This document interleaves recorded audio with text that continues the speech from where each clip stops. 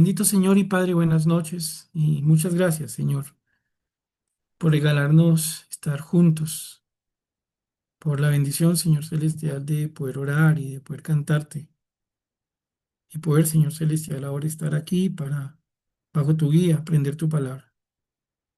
Por la manera, Señor Celestial, como a lo largo del día nos ayudaste, dándonos de tu cuidado, de tu provisión, de tu perdón, de tu dirección. Por la manera, Señor Celestial, en que de conformidad con tu carácter y tu palabra nos amas, te damos muchas gracias. Te damos gracias, Señor, porque nos cobijas con tu misericordia. Y por ello podemos descansar, Señor, en que a pesar de ser pecadores, no encontramos en ti, Señor, a nuestro enemigo, sino al Padre que nos corrige. Y te damos gracias, Señor Celestial, porque aunque no merecemos nada, en ti encontramos a la fuente de toda gracia, para poder andar por esta tierra en la que somos peregrinos, de una manera en que, teniendo tu guía, andemos como es digno del llamamiento que tú nos diste, Señor. Gracias, bendito Dios, porque igual estás obrando, Señor, en aquellos que aún no te conocen, sea que se congreguen con nosotros o que sean parte de nuestras familias. Tú sigues avanzando tu obra, porque esa es tu buena voluntad, Señor. Bendito Dios, rogamos perdón con relación o por causa de nuestros pecados y pedimos ayuda para que no tengamos al pedirte perdón un tiempo de rezo, una oración sin sentido, un clamor que en la necedad del corazón se toma como si no fuera necesario. En tanto estemos en esta tierra, Señor, necesitaremos de tu perdón y de tu obra en nosotros también para poder andar en obras dignas de arrepentimiento, cambiando, siendo cambiados por ti, Señor. También, Señor, te pedimos en este tiempo que nos bendigas con tu palabra, que tu Santo Espíritu sea quien nos enseñe, quien nos ayude a poner atención, a escuchar con entendimiento, a comprender y a vivir, a tener una fe sana basada en tu palabra, Señor, y consecuentemente una conducta, un caminar grato delante de tus ojos, para tu gloria, por causa tuya, Señor. Pedimos tu dirección y tu bendición y damos gracias de nuevo. Oramos en el nombre del Señor Jesús. Amén. Bueno, mis hermanos, vamos a continuar entonces con nuestro estudio de la segunda epístola del apóstol Pablo a Timoteo, segunda epístola del apóstol Pablo a Timoteo. Les pido por favor, mis hermanos, que nos vayamos todos hasta allá y nos ubiquemos sobre el capítulo número 4, segunda epístola del apóstol Pablo a Timoteo, capítulo número 4.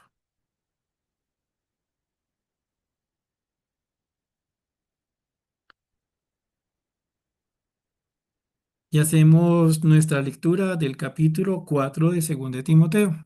Leemos desde el versículo 1. Te encarezco delante de Dios y del Señor Jesucristo, que juzgará a los vivos y a los muertos en su manifestación en su reino, que prediques la palabra, que instes a tiempo y fuera de tiempo, redarguye, reprende, exhorta con toda paciencia y doctrina, porque vendrá tiempo cuando no sufrirán la sana doctrina, sino que teniendo comezón de oírse amontonarán maestros conforme a sus propias concupiscencias, y apartarán de la verdad el oído y se volverán a las fábulas. Pero tú sé sobrio en todo, soporta las aflicciones, haz obra de evangelista, cumple tu ministerio. Porque yo ya estoy para ser sacrificado y el tiempo de mi partida está cercano. He peleado la buena batalla, he acabado la carrera, he guardado la fe. Por lo demás, me está guardada la corona de justicia, la cual me dará el Señor juez justo en aquel día, y no solo a mí, sino también a todos los que aman su venida. Procura venir pronto a verme, porque Demas me ha desamparado amando este mundo y se ha ido a Tesalónica. Crescente fue a Galacia y Tito a Dalmacia. Solo Lucas está conmigo. Toma a Marcos y tráele contigo, porque me es útil para el ministerio. A Tíquico lo envía a Éfeso. Trae cuando vengas el capote que dejé en Troas en casa de Carpo y los libros, mayormente los pergaminos. Alejandro el Caldrero me ha causado muchos males. El Señor le pague conforme a sus hechos. Guárdate tú también de él, pues en gran manera se ha opuesto a nuestras palabras. En mi primera defensa ninguno estuvo a mi lado, sino que todos me desampararon. No les he tomado en cuenta. Pero el Señor estuvo a mi lado y me dio fuerzas para que por mí fuese cumplida la predicación y que todos los gentiles oyesen. Así fui librado de la boca del león. Y el Señor me librará de toda obra mala y me preservará para su reino celestial. A Él sea gloria por los siglos de los siglos. Amén. Saluda a Prisca y Aquila y a la casa de Onesíforo. Erasto se quedó en Corinto y a Trófimo dejé en Mileto enfermo. Procura venir antes del invierno. Éubulo te saluda y Pudente, Lino, Claudia y todos los hermanos. El Señor Jesucristo esté con tu espíritu. La gracia sea con vosotros. Amén. Mis hermanos, avanzamos en este último capítulo de esta epístola que el Señor le envió a su siervo Timoteo por medio del apóstol Pablo, un hombre que, aunque estaba preso y a puertas de morir, mostraba en la forma en que servía a Dios la libertad que tenía en el Señor Jesucristo y que estaba realmente vivo en el Señor. Ni las cadenas ni la amenaza que se cernía sobre él de una muerte inminente cambiaron el carácter tan bonito que Dios había formado en la vida de Pablo. Y es que ustedes encuentran en el versículo número 9. Pablo ha hecho una pausa en los versículos 6 al 8 contándole a Timoteo un poco sobre su propia vida, el pasado, el presente, el futuro, su expectativa frente a la muerte y cómo entendía la muerte, cómo bajo la guía del Señor él tenía la alegría, la paz en cuanto a cómo poder hablar de su propio ministerio y sabiendo en últimas cómo era su andar delante de Dios. Ahora usted ve, mi hermano, que el Señor vuelve sobre Timoteo por medio de Pablo y usted encuentra en el versículo 9 lo siguiente: procura venir pronto a verme.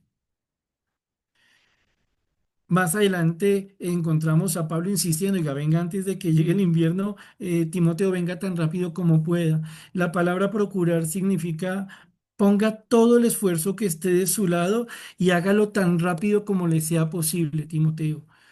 Tan pronto como le sea posible, poniendo todo su esfuerzo para ello, venga a verme.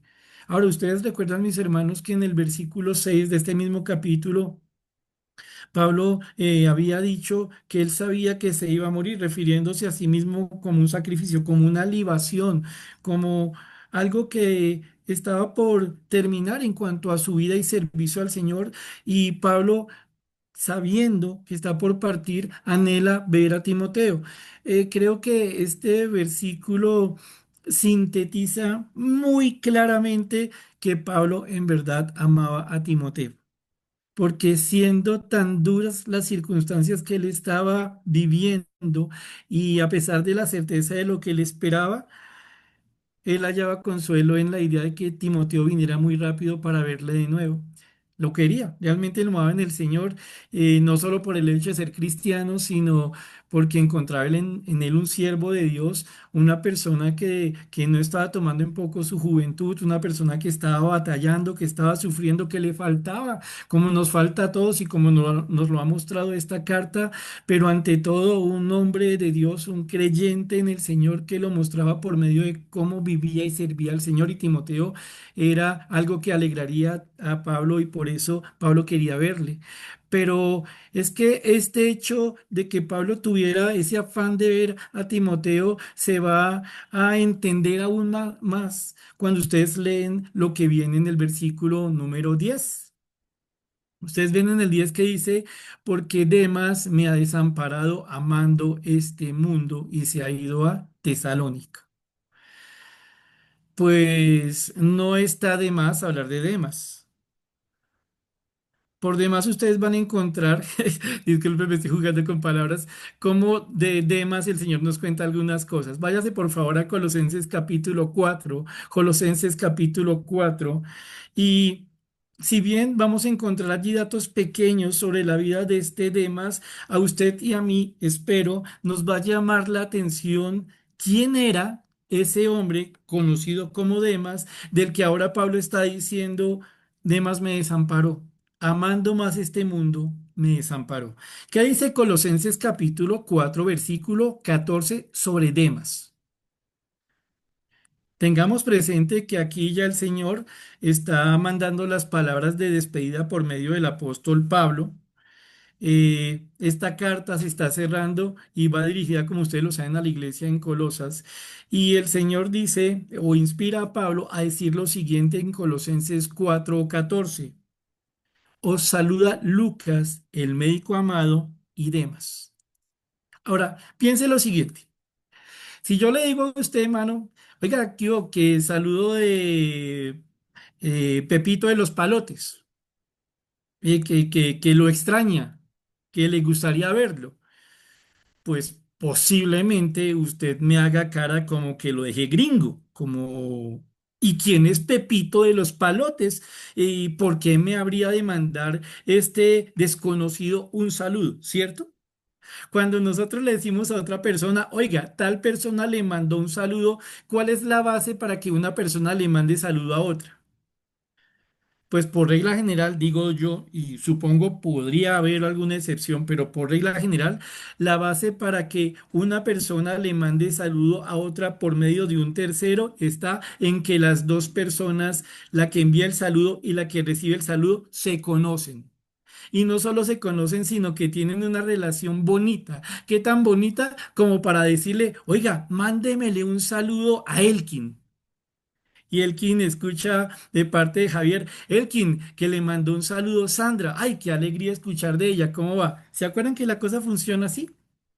No creo que esta finalización de la epístola a los colosenses tenga una realidad diferente. Está el Señor inspirando con el Espíritu Santo, ahora que se está terminando la epístola a los colosenses, diciéndole a los de Colosas, oigan, hay un par de hermanos que les manda saludo, les mandan saludo, Lucas, quien es médico amado, y demás. Entonces, ojo.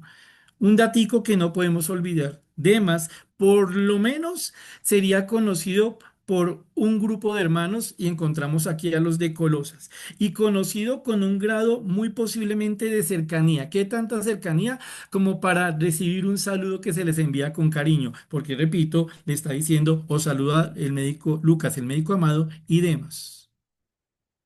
Hay una relación cercana en el contexto de una epístola que se envía a una iglesia bajo la inspiración del Espíritu Santo. Demás no sería un cualquiera para los de Colosas. Ahora miren algo más y por favor váyanse a Filemón. Filemón, ¿listo?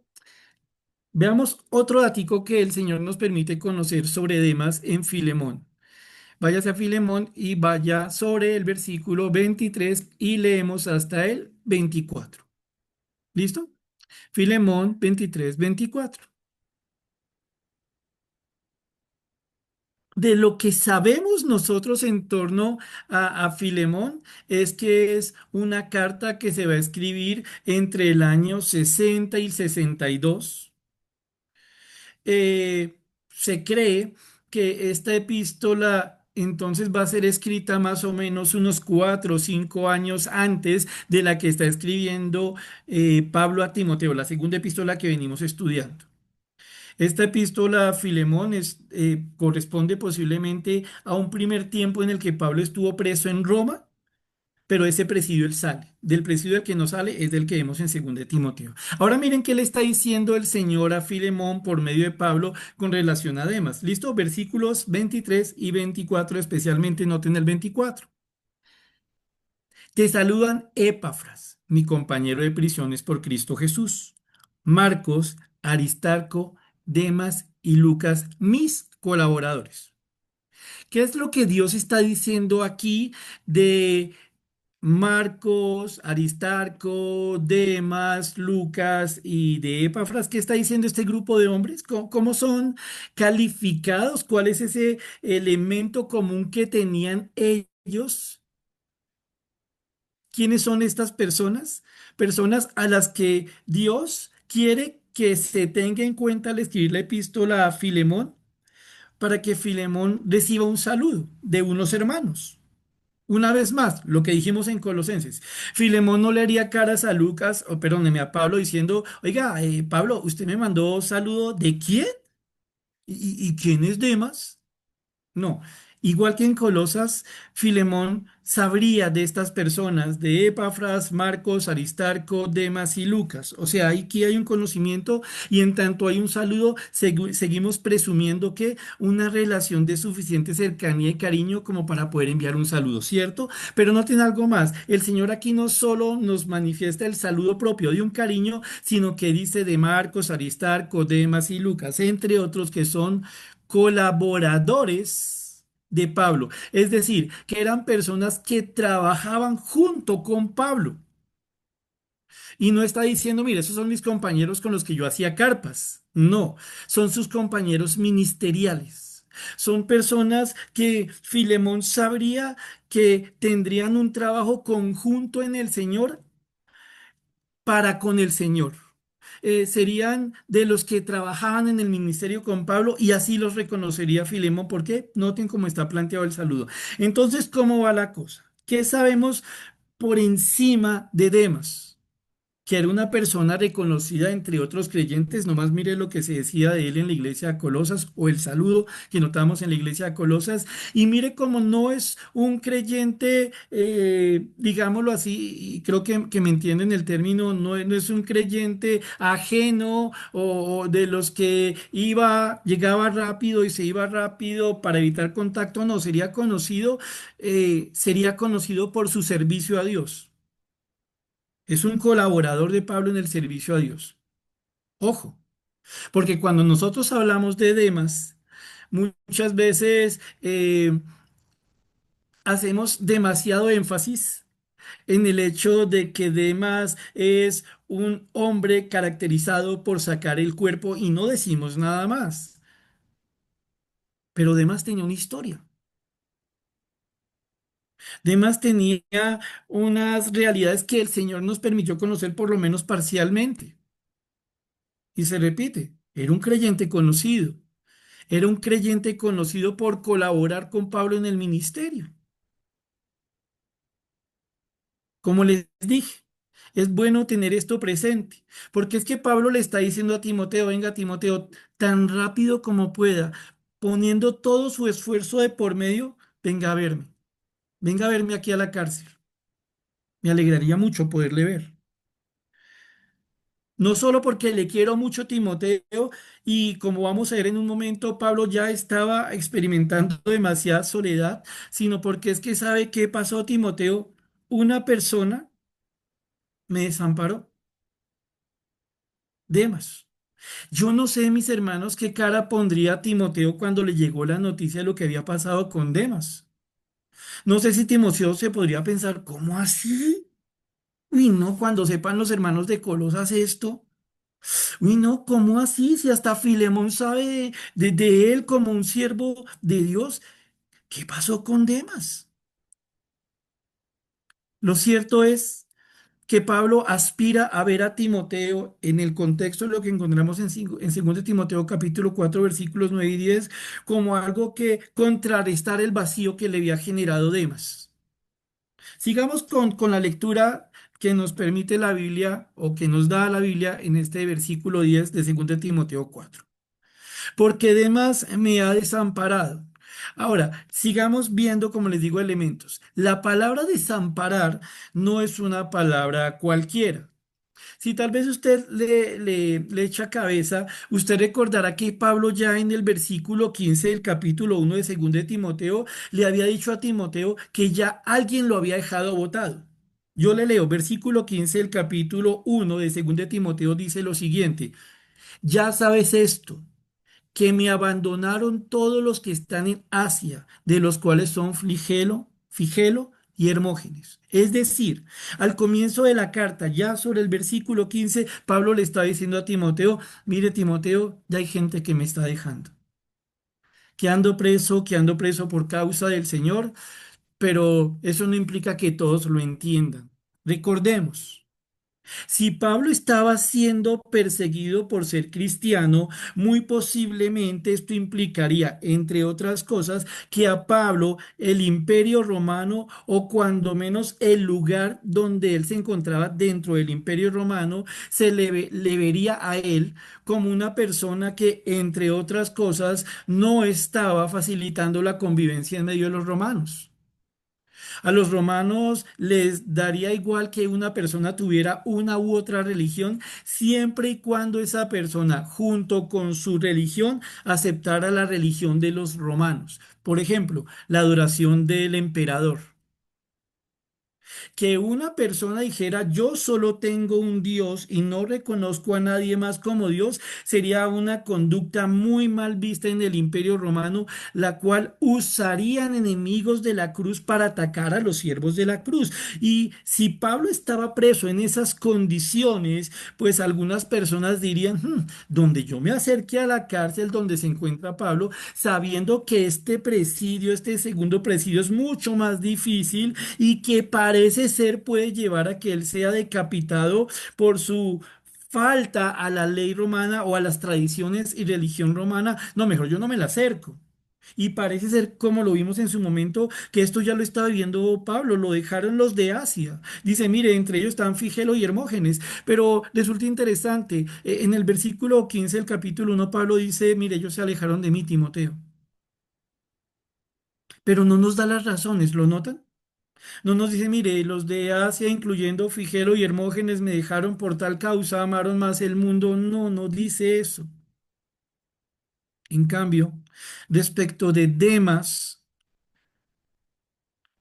Pablo usa una palabra mucho más fuerte para referirse a lo que Demas hizo contra él y da explicaciones o da las supuestas razones de por qué Demas hizo eso. De alguna manera, y como lo vamos a ver a continuación, para Pablo fue mucho más importante, doloroso, entristecedor lo que Demas hizo hacia él. ¿Por qué? Recuerden, por un lado, Pablo se alegraba en decir, mire, Demas es de los que le manda saludos a ustedes. Por ejemplo, iglesia en Colosas. Mire, Filemón, Demas es compañero mío de ministerio. Con ese hombre yo cuento para las que sean las cosas del Señor. Entonces, alcanzamos a entender, en primer lugar, que de verdad a Pablo le estaba doliendo mucho más lo que Demas había hecho para con él. Y como les decía entonces, vemos desde el capítulo 1, versículo 15, que otros habían dejado a Pablo. Pero es que Pablo usa una palabra más diciente cuando se refiere a lo que Demas hizo con él, porque dice, porque Demas me ha desamparado. La palabra desamparar significa dejar atrás por completo. O sea, le di completamente la espalda, renuncié completamente a usted como parte de mi vida. Eh, en esta conducta que tiene una persona de desamparar a otro, hace que el que queda desamparado tenga una vida que queda como en apuros, como en la tristeza, como en la presión del abandono.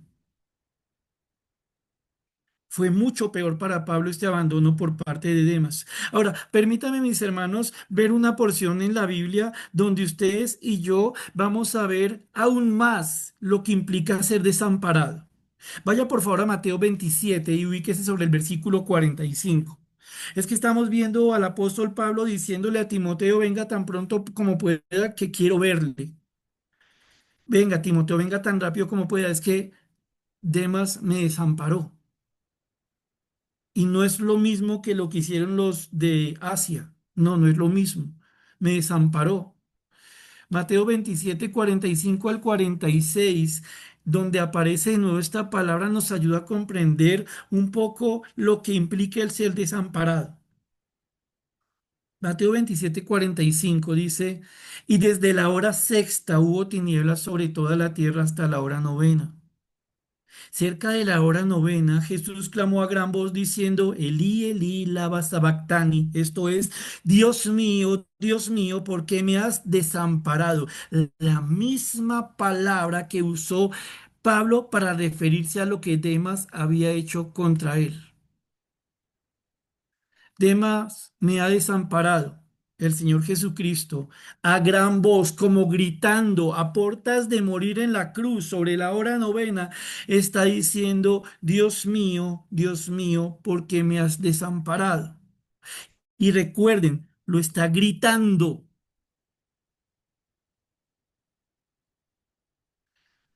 El desamparo del que habla Pablo se encuentra mucho mejor ejemplificado en lo que el Señor Jesucristo padeció en la cruz.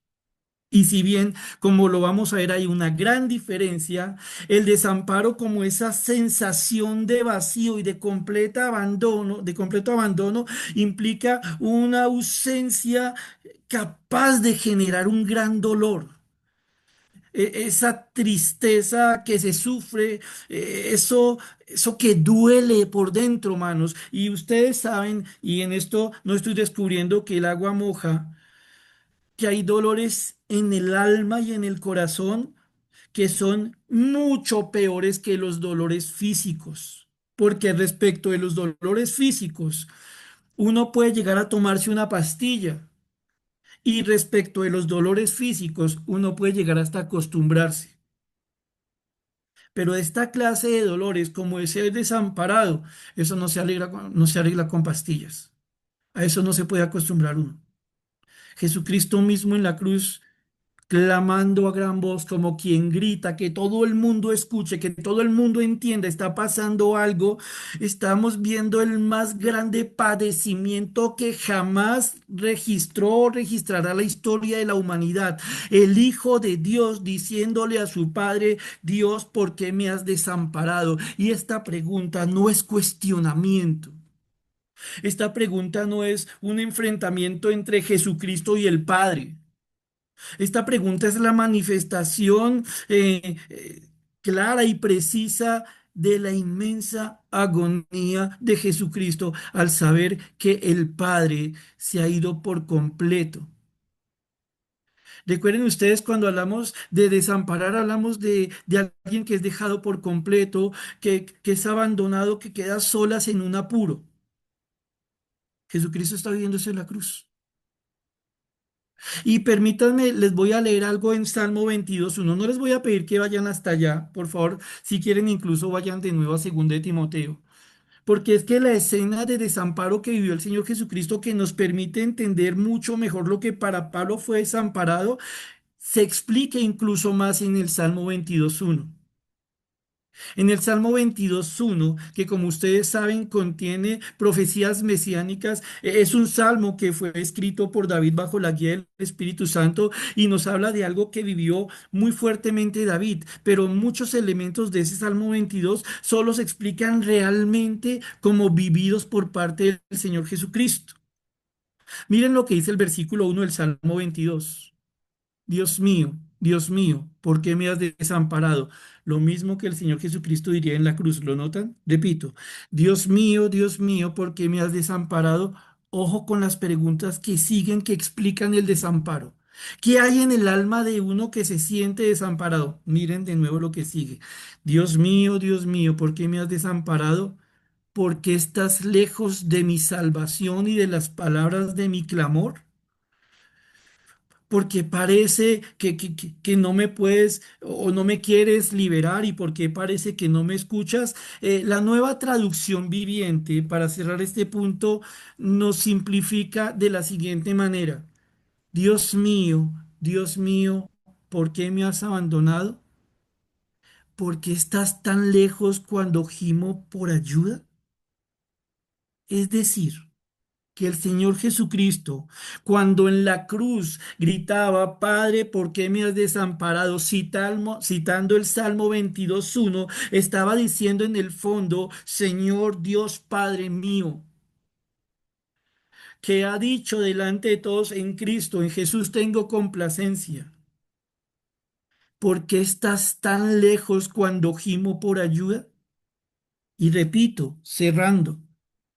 No es Cristo cuestionando al Padre, ni siquiera es Cristo no comprendiendo lo que está pasando, porque Cristo tenía y tuvo todo el tiempo claro lo que venía a hacer y lo que venía a padecer.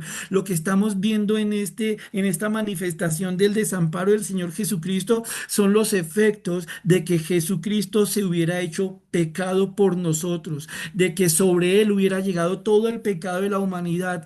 Vemos acá los efectos del Hijo de Dios viendo la espalda del Padre, porque el Padre no podía tener comunión con Cristo en el momento en que Cristo estaba pagando por nosotros. Cristo en ese momento estaba recibiendo el castigo del Padre.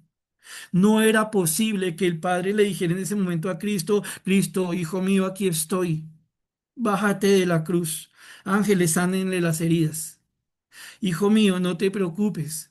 Ya devolví los pecados por los que estaban pagando a todos y cada uno de aquellos que los merecían o que merecían pagarlos. No era posible.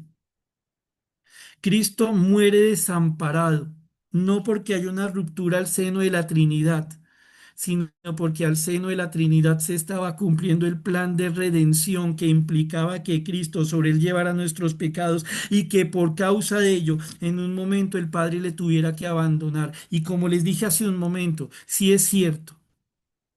La escena de Mateo 27, 45, 46, donde Jesucristo le dice al Padre: Dios, ¿por qué me has desamparado? No necesariamente es asemejable a lo que está diciendo Pablo de Demas, porque Jesucristo fue justamente desamparado. El Padre justo tenía que hacer lo que hizo con él en la cruz, y eso lo entendemos todos. En cambio, Demas no tenía por qué desamparar a Pablo. Demas no tenía por qué abandonar por completo a Pablo. No obstante, la misma palabra que empleó Jesucristo para describir su condición fue la que Dios puso que Pablo usara para describir lo que él tenía en su alma, a sabiendas que un compañero de ministerio, que uno al que él quería al punto de enviar saludos a su nombre a otros, lo había dejado botado en una cárcel, posiblemente sabiendo que lo iban a matar. Y cuánto más triste aún si se piensa que lo había dejado allí por causa de que Demas había decidido amar más este mundo. Así que, cuando hablamos de Demas, tenemos más que decir, ¿cierto? Retomando el versículo 10 de 2 de Timoteo capítulo 4. Timoteo, venga rápido. Demas me dejó por completo, me abandonó, me generó un apuro en el alma, le sumó a la tristeza de dolores, porque no creo que Pablo esté saltando en una pierna de dicha ahí en su presidio. Bueno, creo que ni siquiera podría saltar si se piensa que posiblemente se encontraba encadenado un soldado.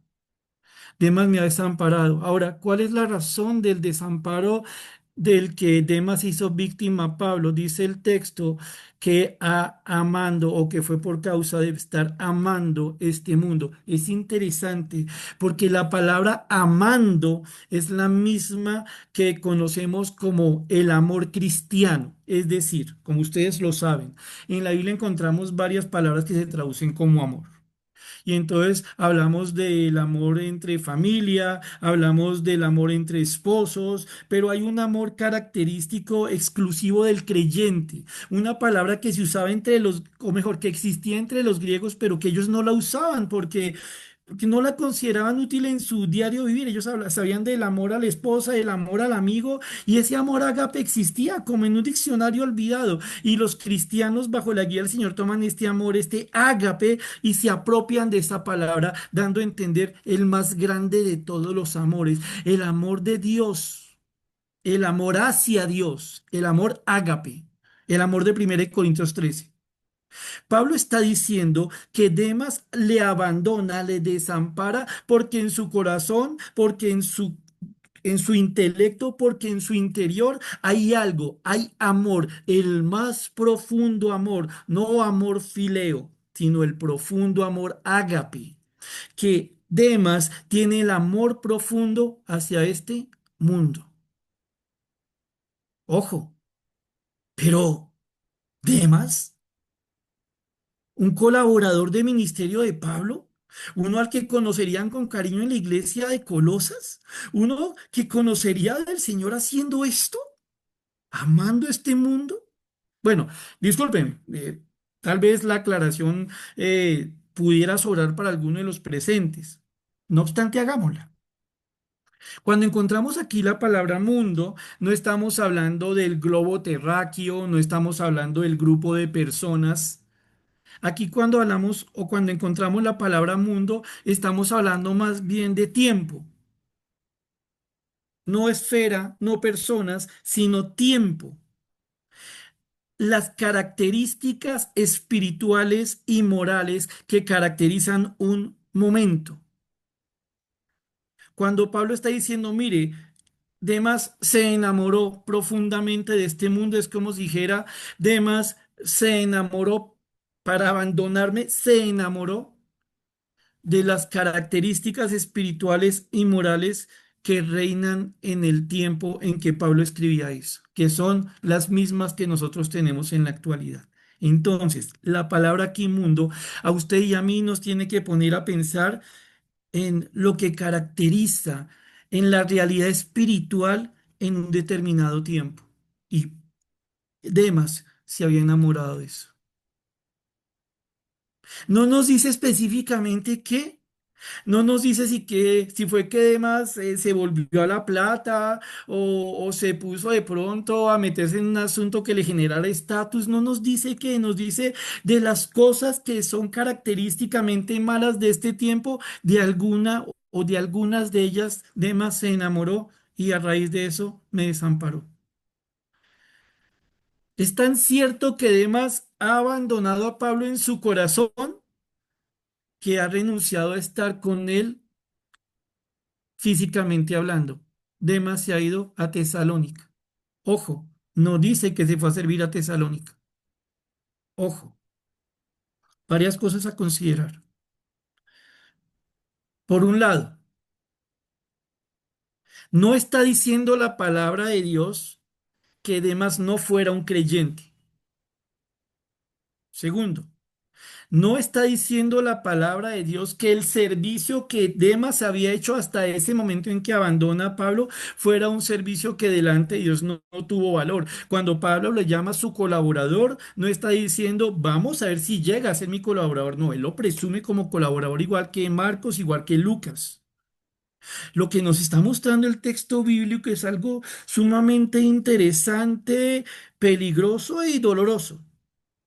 Que un creyente genuino le puede dar la espalda a otro creyente en el momento en que más se le necesita. En el momento más importante, cual preso bajo el imperio romano, un creyente podría darle la espalda a otro creyente. ¿Por qué? Porque se enamora de lo que no es digno de ser amado, del mundo, de las condiciones espirituales de este siglo. Y me encanta aquí entre nos que Dios no nos haya dicho, aquí entre nos, que Dios no nos haya dicho específicamente hacia qué se volvió Demas. Solo está diciendo hacia lo que él se volvió no valía la pena. ¿Saben por qué me encanta que Dios no nos diga específicamente qué pasó? Los detalles específicos de qué fue lo que amó Demas de este mundo, porque de esa manera usted y yo quedamos en una encrucijada en la que no podemos juzgar a Demas, en la que usted y yo nos tenemos que preguntar, ¿ya le dimos la espalda a otro creyente? Ojo,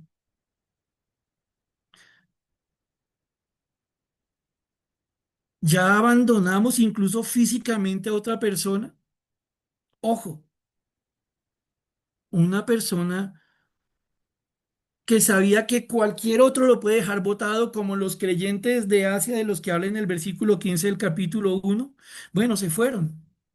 No es que me guste, se fueron, me dejaron.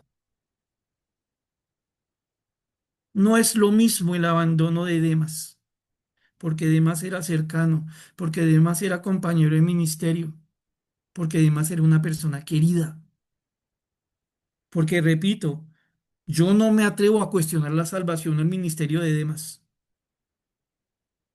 Y como les dijo que vamos en una encrucijada ustedes y yo, mis hermanos, porque es que es fácil juzgar, no me tomen a mal. Pero ¿será que nosotros ya le dejamos botada la vida a alguien en algo importante? ¿Será, mis hermanos, que son padres que han renunciado a hacer algo que tienen que hacer con la vida de sus muchachos? Que porque en este mundo hay unas condiciones en las que los muchachos son así o asá, y entonces los muchachos de hoy día son muy diferentes a nosotros, y entonces hay un abismo generacional, y por ende un padre no puede enseñarle a su hijo, un padre tiene que de alguna manera desamparar en lo espiritual a su hijo, eso sí, dele para los buses, para la comida, para el vestuario, para todas esas cositas del día a día, pero en lo espiritual no, yo no me le acerco, como que lo desamparo, como que lo abandono, porque es que él tiene unas condiciones, porque tiene unas cosas y no, yo no me puedo meter por allá. Y un paréntesis pequeñito, y reconozco, muchos de los presentes pudieran no estar de acuerdo conmigo, pero qué tristeza que en el mundo cristiano este cuento de los abismos generacionales haya calado tan profundo. Porque aquí entre nos, de lo poco que yo entiendo en la palabra de Dios, cuando en la Biblia se habla de un joven y de un anciano, no es para que no hablen que porque son de diferentes generaciones. Todo lo contrario, el joven escucha al anciano, el anciano le habla al joven y en esa relación es que nace la sabiduría para el joven. Pero no, pareciera que es más cómodo dejar botado a alguien y no dedicarle la vida y no estar al lado. Y aclaremos una cosa. Pablo sí le está diciendo a Timoteo que Demas lo dejó, pero muchas veces las personas a las que hemos desamparado no nos van a decir, hubo un momento en que yo lo necesité mucho, papá, mamá. Hubo un momento en que hubiera preferido una enseñanza espiritual a que me pagara solo la universidad. Pero pasa lo mismo, mi hermano, si usted es joven y tiene a sus papitos vivos por la gracia del Señor. Tal vez mi hermano joven, donde sea que se encuentre, no sé si alguno en este momento esté sentado con nosotros, usted piensa, según le dice este mundo, que usted tiene que invertir en su juventud, que usted tiene que ocuparse solo de su vida, que esos son los jóvenes de esta época, buscando lo suyo y haciendo de sus papás tan solo escalones. Joven, con respeto y con cariño, le planteo una pregunta. ¿Usted ya se dio cuenta que su papá es parte de su ministerio delante de Dios? ¿Usted ya se dio cuenta que no en vano la Biblia le dice a usted que honre a su papá y a su mamá? Y que no solo se trata de decirle sí, señor, sino para en que le ayudo. Cuando vemos la conducta de Demas, muchas veces la calificamos y de alguna manera nos vamos contra él y creo que algo de sentido tiene porque en últimas desamparó a Pablo. Pero la pregunta, mis hermanos, es si nosotros no hemos abandonado. Y vamos a un tercer punto, quizá más incómodo. Mano, con todo respeto, con todo cariño, ¿tenía usted un ministerio en la iglesia que dejó y no ha retomado? Tal vez le ha retumbado en la cabeza la idea de que es que no tengo tiempo. Mano, una pregunta con respeto y con cariño. ¿Usted cree que las demás personas que están sirviendo en el mismo ministerio que usted dejó, sí tienen tiempo de sobra? Aquí me refiero a algo que hemos visto en algunas ocasiones. Hermanos que se van del ministerio, que porque tienen que ocuparse de cosas de ellos. Y está bien, por momentos uno tiene que hacer eso, pero no abandonar, pero no irse del todo, no decirle chao y no nos vimos más, porque no deje de tener en cuenta una cosa. Cuando en un grupo de siervos, uno o varios siervos se van, los siervos que quedan tienen que asumir todas las responsabilidades. Ninguno de los siervos conscientes de la iglesia le podría decir a los demás, hermano, hoy no hay clase porque no hay quien la dé. Desamparar es un acto sencillo, fácil de cometer. Solo basta ponerse a pensar en uno mismo, irse tras lo que uno ama, ver la vida como uno la ve, o mejor, como la ve este mundo, y olvidarse de cómo entiende Dios las cosas. Que cuando Dios pone siervos unos al lado de los otros, es para que nos ayudemos y entendamos una cosa, sobre espiritualizar el ministerio, sobre espiritualizar la vida cristiana, es nocivo, porque no falta quien afirma. A mí no me importa que me dejen o mi papá o mi mamá o mis hijos, yo sirvo para el Señor, yo hago todo por el Señor, gloria a Dios por ello. Pero ¿en qué momento de la Biblia ustedes se encuentran que Dios diga que los creyentes estamos llamados a vivir tan solos? Y recordemos una cosa, y seguramente los hermanos que han hablado conmigo saben, yo creo que el ministerio, especialmente el ministerio de la palabra, es un ministerio muy solitario, pero no es el ministerio de los abandonados. Uno tiene que estar mucho tiempo solo, sí es cierto, pero no es el ministerio de los desamparados. Y con respeto y con cariño, con cierta frustración, incluso debo reconocerlo. Pido a los hermanos que han abandonado el ministerio sin tener por qué abandonado, sin tener que abandonarlo y no han pensado en retomarlo, si ustedes creen que eso está bien. Y como les digo, lo digo con cierta frustración porque reconozco. Los días miércoles estamos solo algunos hermanos de la iglesia. Aunque sinceramente les agradezco que sean ahí mis hermanos porque es una forma como ustedes no me desamparan a mí en el ministerio. Aquí entre nos. Pero avancemos. Demas me ha desamparado amando este mundo. Se ha ido a Tesalónica. Crescente se fue a Galacia. De Crescente no está diciendo que lo abandonó, no. Crescente en su ministerio se fue a Galacia, una provincia romana, por allá por los lados de Asia Menor. No dice nada malo de Crescente, él se fue a servir allá. Tito, otro de los discípulos amados de Pablo, como lo era Timoteo, se fue a Dalmacia, un lugarcito por allá cerca, leía yo, al este o en la costa este del mar Adriático, la ciudad que se conoce como Ilírico. Miren, de ellos no está diciendo nada, que me abandonaron, no, yo tengo un dolor, una ausencia. Y quiero que lo sepa, Timoteo. Ese me fue de más. Ahora ustedes avanzan sobre el versículo número 11. Mm. Siempre llego con afanes. Gracias por su paciencia, mis hermanos. Dice el versículo 11, porque no todo en la vida es Demas. Solo Lucas está conmigo. Ah, Lucas. ¿Saben? De Lucas el Señor nos cuenta algunas cosas. Y ahora lo que yo voy a hacer es que voy a darle las citas y voy a leerlas para ganar algo de tiempo, ¿vale? Dice aquí, solo Lucas está conmigo. Sí, Demas se fue, pero solo no me dejaron. Se quedó conmigo Lucas. ¿Quién es este Lucas? Muy posiblemente el mismo hombre que Dios usó para escribir el Evangelio de Lucas y el libro de los Hechos. Por lo que vemos en el contexto, era un amigo fiel a Pablo. Había estado con Pablo muchas veces. Este Lucas en Colosenses 4:14 es conocido incluso por su profesión. En Colosenses 4:14 dice, os saluda Lucas, el médico amado. Ah, es que el hombre era médico. Sí, ojo. Y por la medicina no dejó botado el ministerio. Ni por la abogacía dejó botado el ministerio. Ni por cualquier trabajo dejó botado el ministerio. Tenía su profesión y tenía su siervo junto con el compañero que Dios le puso a su lado. En este caso, Pablo. Lucas es una persona de la que se nos dice poquito aquí, porque estaba, porque ahí estaba. No brillaba por su ausencia.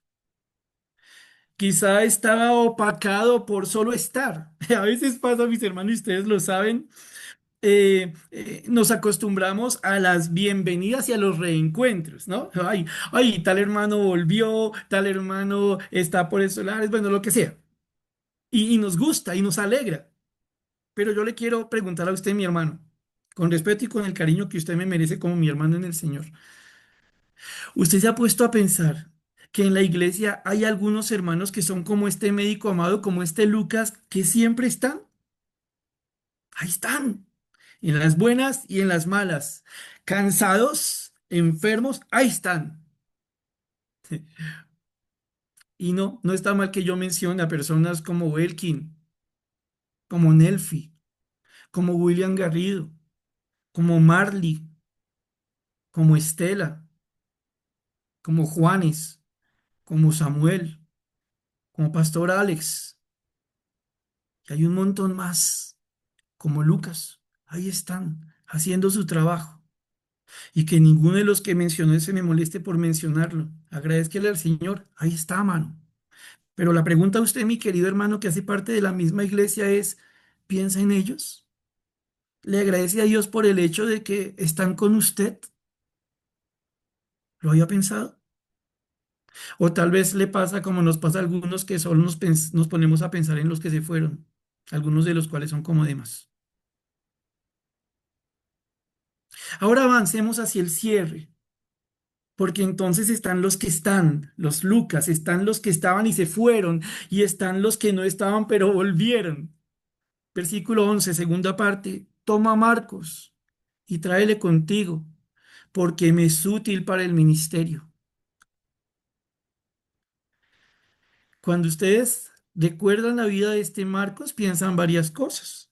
Este Marcos también era conocido como Juan Marcos, en algunas ocasiones solo se le llama Juan. Juan Marcos, Marcos y Juan son la misma persona. Este Juan Marcos o Marcos era sobrino de Bernabé. ¿Dónde lo lee usted?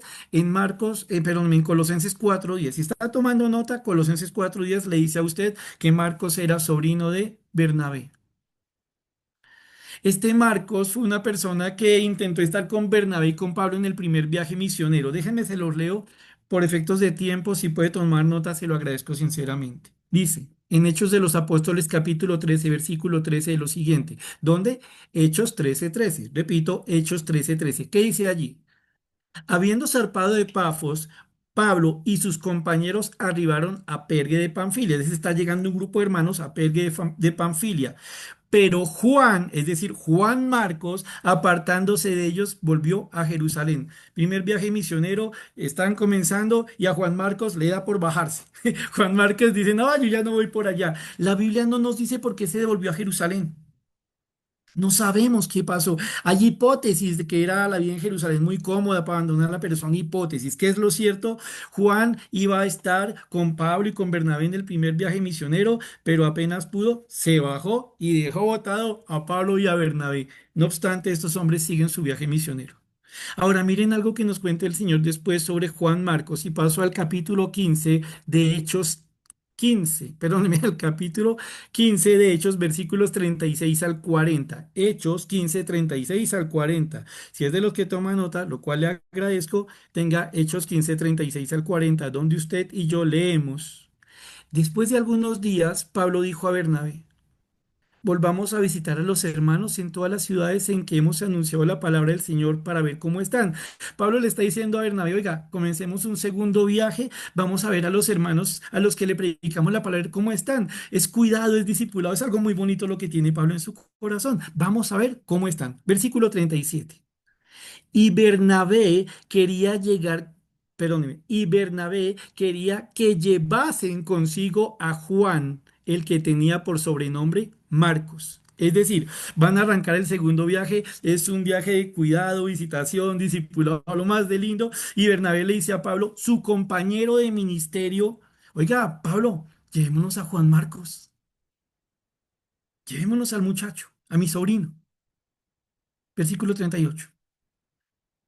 Pero a Pablo no le parecía bien llevar consigo al que se había apartado de ellos desde Panfilia y no había ido con ellos a la obra. Pablo le dice a Bernabé, no, no, si nos dejó botados desde Panfilia, no, yo con Marcos no voy. No, será muy su sobrino y lo que quiera, y yo sé que usted tiene una bonita intención con él, pero yo con Juan Marcos no cuento para este segundo viaje. ¿No es que ya nos dejó botados una vez? ¿No es que ya nos abandonó una vez? No sabemos por qué, sí sabemos que se fue. Versículo 39. Y hubo tal desacuerdo entre ellos que se separaron el uno del otro. Bernabé, tomando a Marcos, navegó a Chipre y Pablo, escogiendo a Silas, salió encomendado por los hermanos a la gracia del Señor al segundo viaje misionero. Ojo con lo siguiente. Pablo le dice a Bernabé, no, yo no voy con su primo, yo no voy con su sobrino, perdón, yo con Juan Marcos ya no cuento. A Bernabé esto no le gusta. El texto dice que hubo tal desacuerdo, hubo una discusión. tan viva, hubo un desacuerdo tan grande entre este par de siervos del Señor, este par de personas que eran compañeros de ministerio. Fue tan grande la discusión por Juan Marcos que se separan. Sí, Juan Marcos había abandonado y Pablo consideró que eso era suficiente para no contar más con él. Bernabé dijo no, con él se puede seguir contando. Dos amigos, dos compañeros de ministerio se separan con una pelea de por medio. Y uno diría, no, justo, porque es que Marcos en un momento no quiso estar más. En algún momento parece que Marcos fue como Demas. ¿Quién sabe qué le gustó? ¿Quién sabe por qué dio la espalda? Y si la historia terminara ahí, mis hermanos, muchos de los aquí presentes, no tendríamos mucho sentido para seguir vivos en esta tierra. Si haberle fallado a Dios y haber dejado algo de Dios en algún momento fuera suficiente razón para no poder seguir sirviendo, mis hermanos, siendo muy sinceros, eh, lo mejor que nos podría pasar es morirnos, porque para qué quedarnos en esta tierra si ya no nos puede usar Dios? ¿No? Pero ¿cómo termina el texto? Y retomo aquí en segunda de Timoteo, capítulo 4,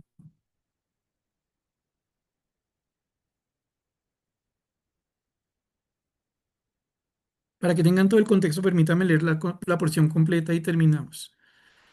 Procura venir pronto a verme, porque además me ha desamparado amando este mundo, y se ha ido a Tesalónica. Crescente fue a Galacia, Tito a Dalmacia. Solo Lucas está conmigo.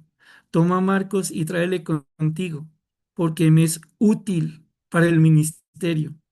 Ahora Pablo, estando preso, a puertas de morirse, con un deseo intenso de ver a su amado Timoteo, de seguirle ayudando todo lo que pueda para que Timoteo lleve al fin su ministerio, acabe la carrera de la lucha completa. Ahora Pablo le está diciendo a Timoteo, tráigase con usted a Juan Marcos. ¿Sabe por qué?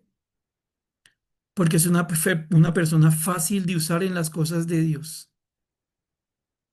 Aquel al que Pablo en un momento no quiso tener más en cuenta porque falló. Ahora Pablo le está diciendo respecto a esa persona, a su amado Timoteo, ahora es útil en las cosas de Dios. Ahora, en medio de la tristeza de ser desamparado, me gustaría mucho no solo verlo a usted, mi Timoteo, sino también a Juan Marcos. Dios restauró de una manera que solo Dios puede lograr la vida de Juan Marcos, uno que le dio la espalda a Dios, como muchos de los presentes en algún momento de la vida lo hemos hecho. Pero si la historia se quedara tan solo en el error y con el error se cerrara la oportunidad de la restauración, del cambio, de la segunda oportunidad, repito, nosotros seríamos un montón de lápidas andantes. Pero el Dios de gracia y misericordia continúa su obra y la perfecciona porque es de su buena voluntad hacer eso. Y entonces, así como hay un Demas del que no sabemos más, hay un Juan Marcos, al que el Señor restaura, al que el Señor vuelve al ministerio de forma tan efectiva que otro siervo tan amado como Pablo dice, tráigamelo. Ahora va a ser una gran bendición para mí en el ministerio, va a ser muy útil en el ministerio. Y entonces, concluyendo, ¿se dieron cuenta, mis hermanos, que en una porción pequeñita el Señor nos puso a pensar en tres realidades de la vida cristiana con las aplicaciones para cada una de nuestras vidas? Están los demás, creyentes, pero que en un momento se enamoran del mundo y se alejan de Dios. Claro, si son verdaderos creyentes, Dios los disciplina y los hace volver, eso no hay vuelta atrás. Pero los que tienen el corazón como Demas tragado este mundo debieran pensar un momento. ¿Cuánto daño está haciendo su abandono? ¿Cuánto daño está haciendo el renunciar a hacer lo que Dios le mandó? Con todo respeto, piénselo dos veces. No está solo. Tal vez Demas sí pensó eso, que lo que él hacía no importaba. Y tal vez los que ahora desamparan a otros en la vida cristiana piensan es mi vida, no voy a afectar a otros. Por favor, no se deje engañar. Le va a hacer daño a otros, se va a hacer daño a usted mismo, va a ofender a Dios. Es que aunque Demas fue un siervo de Dios, lo que más se recuerda de él fue que abandonó las cosas de Dios. Si alguno aquí tiene corazón de Demas, yo solo le pido con todo cariño y con todo respeto, vaya a Dios, pídale perdón y deje que el Señor ponga las cosas en su lugar y cumpla su ministerio en su casa, en su trabajo, en la universidad, en la iglesia, donde sea que Dios le haya puesto, cumpla su ministerio. Pero hay otros que son como Lucas, que solo están, aunque no se les ve, aunque no se les llama tanto a brillar constantemente, ahí están fieles, constantes, por la gracia, por la misericordia y para la gloria de Dios. Ahí están, mi hermano, con respeto y con cariño. Le invito a que los tenga mucho más presente en sus oraciones y que los tenga muy presente también en ese trato personal. Déjele saber a sus hermanos que son como Lucas en la congregación, que los queremos y que les agradecemos lo que por la gracia del Señor están haciendo. Pero tal vez usted, y aquí termino, tiene una historia como la de Marcos y se pone a pensar, es que yo ya le dejé botar las cosas al Señor alguna vez, yo ya le fallé a mi Señor. Su Dios, mi Dios, sabe con quiénes está trabajando. No se alegra de que seamos pecadores, pero tampoco lo niega. A Él le gusta limpiar, a Él le gusta restaurar, a Él le gusta poner en su lugar. Cuando Dios nos salva con el propósito de que tengamos buenas obras para Él. Eso es ministerio. Aquí está alguno de los presentes. Ahora todo lo que tiene que hacer es decirle, Señor, aquí estoy, te suplico que me perdones y que hagas con mi vida como hiciste con Juan Marcos, porque yo quiero ser útil en el ministerio para ti y bajo tu mandato para la vida de otros. Mis hermanos, en últimas, como Demas, como Lucas o como Marcos, cada uno tiene que decir a cuál de estos tres va a tomar como modelo. Oremos. Padre bendito y Señor, te damos muchas gracias por esta noche, por tu bendita palabra y por el amor que en ella registras, por la forma preciosa como tú obras, por la forma, Señor celestial, como perfeccionas, por ser ese Dios verdadero que tú eres. Gracias, Señor. Gracias, Dios. Porque aunque entendemos que a Pablo le dolió la ausencia de Demas, no implicó, Señor, que Pablo sintiera que estaba sin ti. Siguió. No sabemos cómo terminó su vida Demas, pero sí, Señor, que te pedimos ayuda para que si acaso estamos considerando irnos a este mundo siendo hijos tuyos, nos demos cuenta que una decisión suicida es lo peor que podríamos tomar ahora, porque le vamos a hacer mucho daño a otros, porque nos vamos a hacer daño a nosotros mismos y por encima de todo te vamos a ofender a ti. Si estás notando en nuestras vidas amor a este mundo, Dios, a las cosas de este tiempo, ayúdanos para ser llamados a arrepentimiento, Señor. Gracias por cada uno de los hermanos que, como Lucas, han sido constantes y fieles en tu servicio, en cada lugar donde tienes tu iglesia y particularmente en medio de la Iglesia Bautista Getsemaní en Castilla. Gracias por ellos, por sus vidas, por tu obra en ellos. Gracias, porque aunque tal vez lo han pensado, no han abandonado, han seguido. Ahí están, para tu gloria, Santo. Gracias. Y gracias, Señor, por la esperanza que nos das al pensar en la vida de Juan Marcos, Dios. No es que no te hubiera fallado, es que tú no le fallaste a él. Hiciste con él lo que querías. Le entrenaste, le instruiste, le limpiaste y le pusiste para que estuviera listo para ayudar a un hombre que necesitaba apoyo, como fue el caso de Pablo en ese tiempo cerca a su muerte por tu causa. Ayúdanos, Dios, a considerar esto, a meditarlo y a saber qué es lo que quieres que hagamos. Señor, gracias. Oramos a ti en el nombre del Señor Jesús. Amén.